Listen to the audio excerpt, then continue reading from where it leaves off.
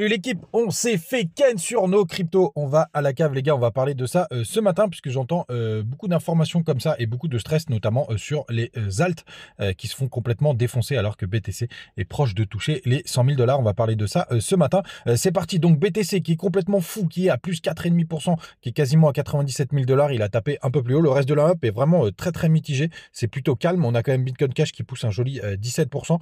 Et dans le bas du top 50, allez, 29e, on a Uni, lui, qui perd 4%, Bonk aussi qui perd 5%, on a notre ami Render, lui, qui perd 10%, mais il avait pas mal performé ces derniers temps, c'est à peu près pareil pour OM, et c'est Phil qui finit à la 50e position, qui est stable à 0,1%. Les gars, du côté du daily du BTC, on est donc en train, si j'arrive à trouver mon petit daily, donc on est en train de taper des nouveaux plus hauts. On a été chercher ma target principale, la borne haute de mon petit canal Power Low, pour voir ce que ça va donner. Alors du coup on est en train potentiellement de gommer certaines divergences du côté du cours.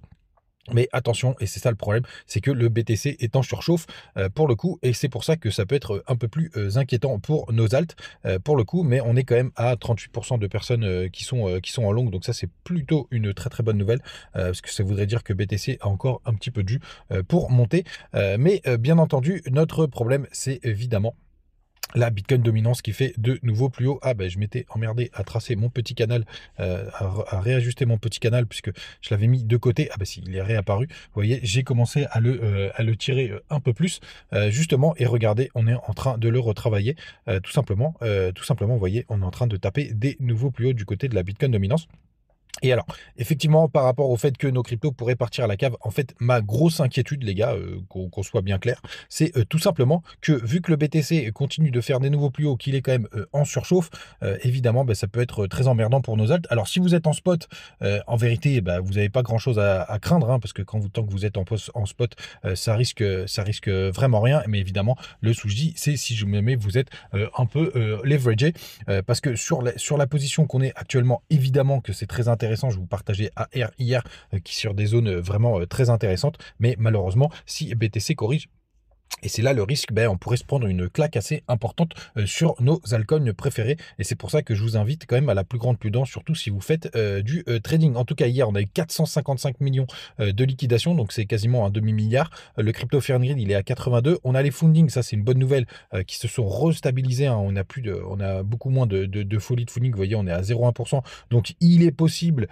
qu'on ait juste cette petite, qu'on ait tout simplement fait enfin la fin de ce ménage et de ce coup de stress, hein, pour le coup. Mais évidemment, si BTC retrace, il y aura quand même un risque pour vos alts. Et bien évidemment, par contre, si vous êtes en spot, bah, on est quand même sur des zones hyper intéressantes. Quand on redescend sur les plus petites time frames, donc on a bien breaké ce triangle rectangle à la hausse, hein, ça faisait partie des choses qu'on surveillait. Est-ce que ça suffira aussi pour booster nos petits altcoins? Les gars, n'hésitez pas à nous rejoindre du côté Telegram, toujours des petites news, des petites infos en direct live. Vous avez les bonus du côté de BigGet, de BingX et Mexé. Vous avez aussi le Twitter qui est dispo, et d'ailleurs, on va aller faire un petit tour du côté de Twitter puisqu'il s'est passé plein de choses hier, notamment les résultats de Nvidia, donc qui a sorti des résultats stratosphériques, hein. Imaginez, on entendait un bénéfice par action aux autour de 0,75, on a fini à 0,81. On attendait un chiffre d'affaires à 33 milliards, on a fini à 35 milliards. Enfin, c'est complètement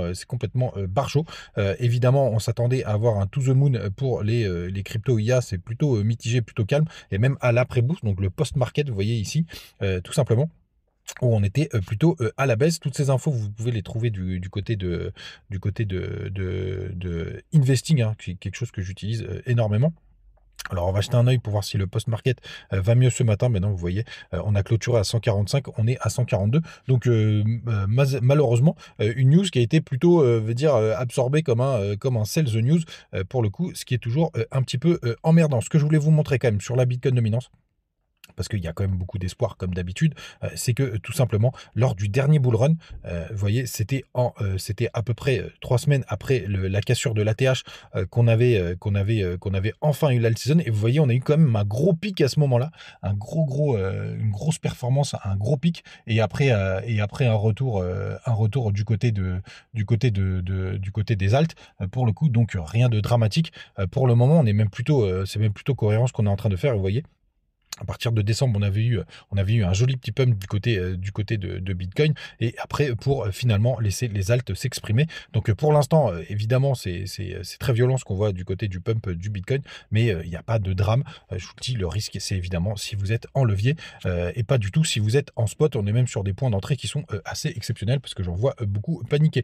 Les gars, vous avez aussi le petit TikTok. N'hésitez pas à me rejoindre là-bas. On continue d'augmenter la commu. Et on va finir avec la crypto du jour qui est plutôt très intéressante parce que pour moi c'est la définition de ce qu'il ne faut pas faire. C'est Moodeng, tout simplement, qui est une crypto donc qui est un meme coin pour le coup. Et regardez, c'est vraiment très très beau ce qu'on a fait. On est en train de faire un magnifique pump et pour l'instant on est en train de retracer, et comme d'habitude il faut tracer vos Fibos, et vous voyez on est en train de titiller les 0,5 de retracement. Et bien évidemment, quand vous avez des cryptos comme ça, faut pas toucher, hein. Ça a été le cas notamment de TAO, et c'est dans les zones entre 0,618 et 0,786 que c'est intéressant de se positionner. Et comme d'habitude, les mêmes comme les gars, faut faire toujours très attention parce on sait pas où ça va et on sait pas où ça va retracer. Je vais essayer de vous mettre tout simplement, évidemment, comme d'habitude, notre ami CoinGecko qui nous donne beaucoup d'aide. Donc sur les mêmes coins, l'avantage c'est qu'en général, on a des tokenomists qui sont plutôt sympathiques. 245 millions de volume. On a toujours un full diluette qui correspond tout simplement au token disponible. Donc ça, c'est plutôt chouette. Vous voyez, on avait fait des grosses performances. Donc typiquement sur ce genre de crypto, et c'est à peu près le cas de tous vos mêmes coins préférés. Bien évidemment, si vous voulez rentrer dessus, il faut attendre des belles corrections. Et le point minimal, c'est pour moi les 0,618 et on est encore un petit peu loin. Et comme d'habitude les gars, n'hésitez pas à me dire les cryptos que vous voulez que j'analyse en commentaire. Je vous laisse là. Attention à la réouverture des marchés américains. On va voir ce que ça va donner. Comme d'habitude, je vous le dis, quand vous avez un peu de panique comme ça, malgré le BTC qui est hyper haut, c'est toujours des bonnes zones pour du rechargement, évidemment sur du spot, pour un peu plus de sérénité. Les gars, on se retrouve demain comme d'habitude. Et n'oubliez pas, vous avez les petits bonus, le petit commentaire qui fait plaisir, le petit like, et puis votre crypto que vous voulez que j'analyse. À demain, ciao.